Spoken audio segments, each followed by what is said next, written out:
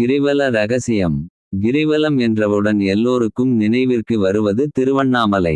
அபீத குஜாம்பாள் சமேத அருணாசலேஸ்வரர் உறையும் திருத்தலம். இந்த மலையை சுற்றி ஆண்டு முழுவதும் வலம் வருவது பக்தகோடிகளின் முக்கிய வழிபாடு முறை. பௌர்ணமி தினத்தில் கூட்டம் அலைமோதும் பழனி மலை, பர்வத மலை, பரம்குன்றம், விராலி மலை போன்ற வேறு எந்த மலைகளையும் பக்தர்கள் வலம் வருவதில்லையே. அப்படியிருக்க அருணாசலத்தை மட்டும் எதற்கு வலம் வரவேண்டும்?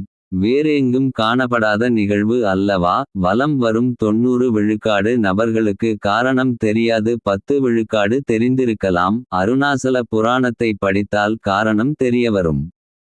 மலையின் வலது புறம் அடர்ந்த பெரிய மரங்கள் நிறைந்த வனப்பகுதி. அங்கு ஒரு பெரும்மாண்டமான ஆல விருக்ஷம். அதன் அடிப்பாகத்தில் சர்வேஸ்வரன் சிவபெருமான் சனகாதி முனிவர்கள் சூழ யோக நிஷ்டையில் அமர்ந்து அருள் பாலிக்கின்றார் என்பது பலர் அறிந்திராத ரகசியம். மலை அடிவாரத்தில் இருந்தோ அல்லது வேறு எங்கிருந்தும் இதனை காண முடியாது. ரமண மகரிஷிக்கு எப்படியாவது ஒருமுறை காண வேண்டும் என்று நீண்ட நாள் ஆசை. அப்படி ஒரு நாள் யாரும் தன்னை பின்தொடர வேண்டாம் என்று சொல்லி மெல்ல நடக்கலானார். ரமணரின் வலதுகை மேல் பகுதியில் புற்றுநோய் கேன்சர் பரவி வருவதால் எப்போதும் சீடர்கள் உடன் போவது வழக்கம். மலைமீது ஏறிட சீரான பாதை கிடையாது. கரடு முரடாக கல்லும் முள்ளுமாக இருக்கும். இருப்பினும் தனியாகவே நடக்கலானார். அவரது லட்சியம் இலக்கு யாருக்கும் தெரியக்கூடாது அல்லவா? வட திசையை நோக்கி உத்தேசமாக ஏற ஆரம்பித்தார். இந்த மண் ஒரு புண்ணிய பூமி. அவதார புருஷர்கள் ரிஷிகள் மகான்கள் என பலர் தோன்றி மறைந்த மகிமை வாய்ந்த இடம். அந்த வரிசையில் கலியுகத்தில் நெல்லை மாவட்டம் திருச்சுழி என்ற ஊரில் 1879ஆம் ஆண்டு ஜனனம் எடுத்து 1950ஆம் ஆண்டில் மறைந்தவர் ரமண மகரிஷி. அனைவருக்கும் அறிமுகம் ஆனவர். வாழ்நாள் முழுவதும் அருணாசலத்தை விட்டு அகலாமல் வேறு எங்கும் போகாமல் அங்கேயே மகா சமாதி கொண்ட ஞான புருஷர் ரமண பகவான். இவரது வாழ்நாளில் பல சுவையான நிகழ்வுகள் சம்பவங்கள் இவரது குறிப்பேடுகளில் காணப்படுகிறது. பால் பிராண்டன் என்ற ஆங்கிலேயரும் ஹாம்பர்க் என்பவர் ஜெர்மனி நாட்டைச் சார்ந்தவர். இப்படி பல வெளிநாட்டு பக்தர்களை எப்போதும் ஆசிரமத்தில் இன்றும் காணலாம். இவர்கள் எழுதி வைத்திருக்கும் குறிப்புகளே புத்தக வடிவில் லைப்ரரி முழுவதும் இன்று காணப்படுகிறது.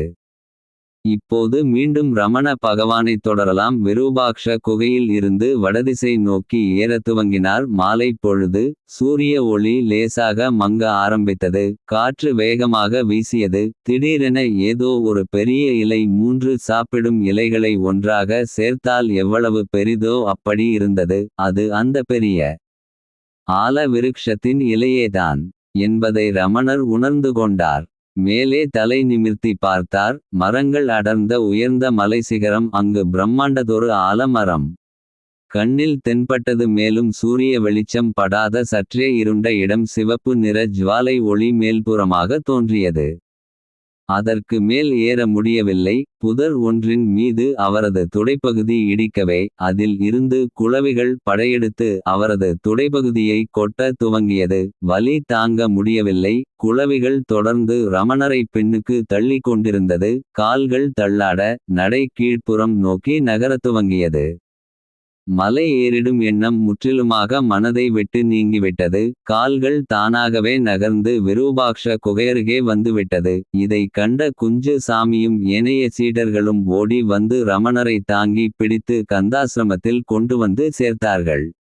பகவானே, என்ன இது? எங்கே போனீர்கள்? கால்களில இரத்த கசிவு என்ன நேர்ந்தது என்று பதபதைக்க வைத்தியரை வரவழைத்தார்கள். பகவானோ எதுவும் பேசாமல் சம்போ சங்கர மகாதேவ அருணாசல சிவசிவா என்று முணுமுணுத்தார். செய்யக்கூடாத அப்சாரம் செய்தமைக்கு மன்னிப்பு கோருகிறேன். பொறுத்து அருளவேண்டுகிறேன் என் பிரபுவே என்று மனதார வேண்டிக் கொண்டார். ஓரிரு நாட்கள் சென்ற பின் ரமணரை கீழே ஆசிரமத்துக்கு அழைத்து வந்தார்கள். தான் செய்த தவறான காரியத்தை நினைத்து சற்றே வருத்தம் அடைந்தாராம். சீடர்கள் கேட்டபடியால் நடந்ததை விளக்கி சொல்லி நகைத்தாராம். ஆசை எதையும் தூண்டிவிடும். சரியா தவறா என்று யோசிக்க விடாது. அனுபவப்பட்டால் மட்டுமே அறியவரும்.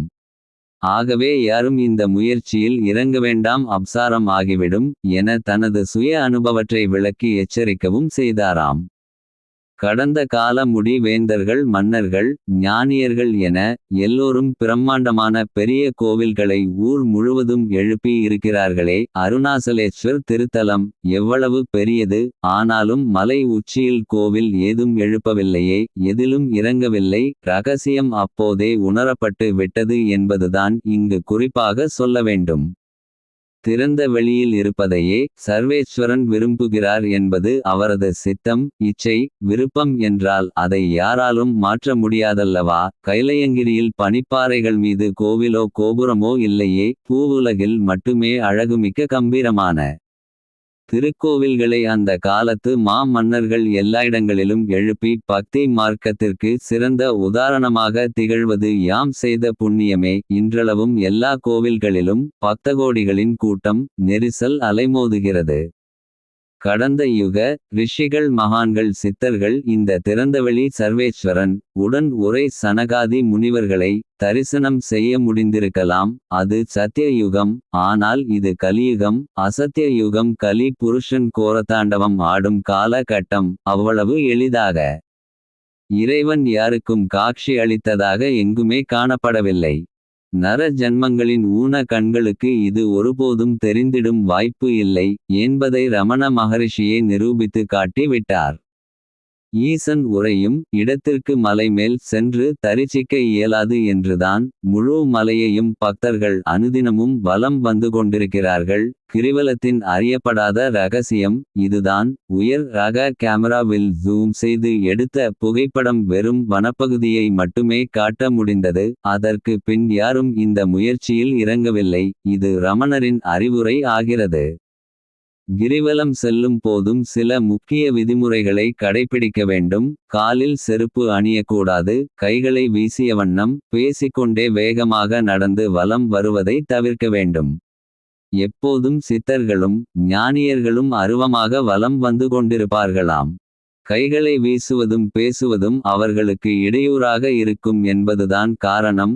உண்மை இதுதான். அனைவரும் தெரிந்து கொள்ள வேண்டிய முக்கியமான கடைபிடிக்க வேண்டிய கிரிவல நியதி. அருணாசல புராணத்தில் காணப்படும் குறிப்பு.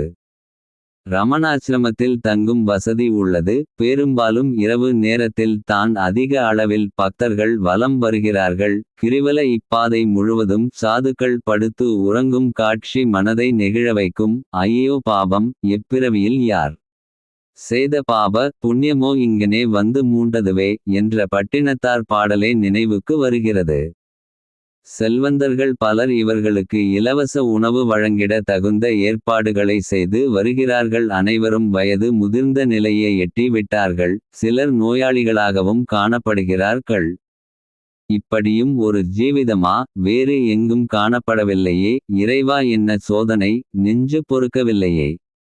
கர்மவினை இத்தனை வலிமை வாய்ந்ததா.